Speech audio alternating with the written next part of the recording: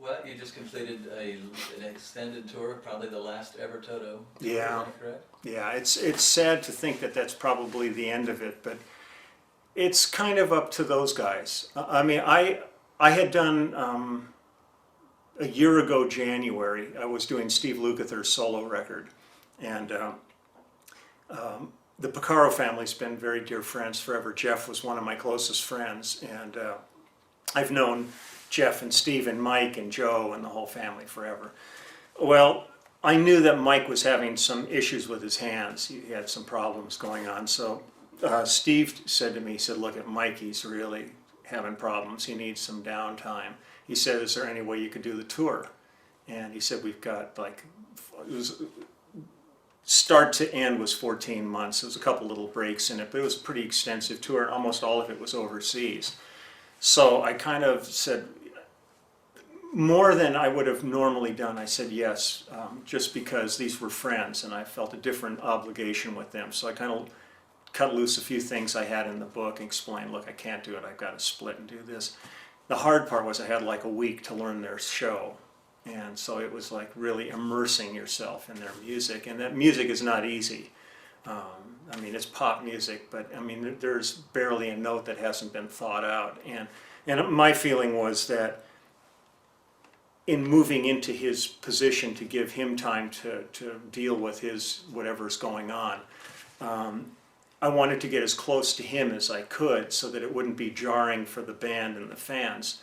And then as the tour went on, then I was able to kind of bring my personality in playing into it. But the very beginning of it was really trying to cop him as best I could. And I've known Lukather since he was 19 years old and was on one of his first dates with him. So this felt real comfortable. I've done projects with Simon, I've done projects with Greg Fillinganes. I've known all these guys forever. I've known Toto since they were Toto. And so it was a very strange situation to find myself in. It'd be one thing to be doing it if a guy quit and they say, hey, you want to be in the band or you want to do this, but kind of every night sitting there knowing that there's a guy who really wants to be there and he can't, it's really kind of broke my heart. But I had the greatest time. It was a real double-edged sword doing this. So we had a great time.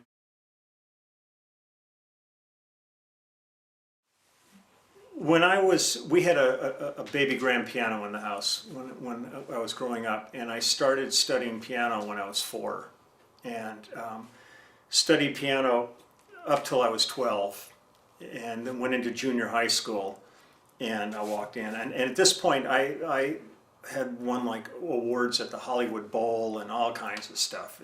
I was a classical snob kid, and I went into junior high school and kind of went, I'm here, and they just looked and said, dude, there's 50 piano players sitting here, everybody's a pianist. Didn't really matter your level of ability, everybody was a pianist and needed a shot. But the music teacher, his name was Ted Lynn, he said, we need a string bass player. He said, if I show you how to get around on it, would you consider taking a shot at that? So they pulled a string bass out and I looked at it and I said, well, what the hell? So I spent some extracurricular time with him and he showed me how to get around on it. And boy, all of a sudden I just went, man, I've had enough of piano at this point. And I fell in love with the bass and just started doing that. I always tell the guys, I go, look, don't build your sound around your racks and all your stuff here. And I said, I'll show up to gigs and I'll use whatever bass they've got there. I really don't worry about that. And I said, if you suddenly get called and somebody wants you to fly to France to do a project, they're not going to pay for that rack. So if you want that there, you're going to have to ship it yourself, and you're going to see whatever money you thought you were going to make is going to go into an air freight bill. I said, try to just throw a bass that you like in a gig bag and try to hustle your ass onto the plane and pretend you know what you're doing, and it fits. Don't worry, I put it there all the time, kind of thing. But the better the tools you have, of course, the better your job can be.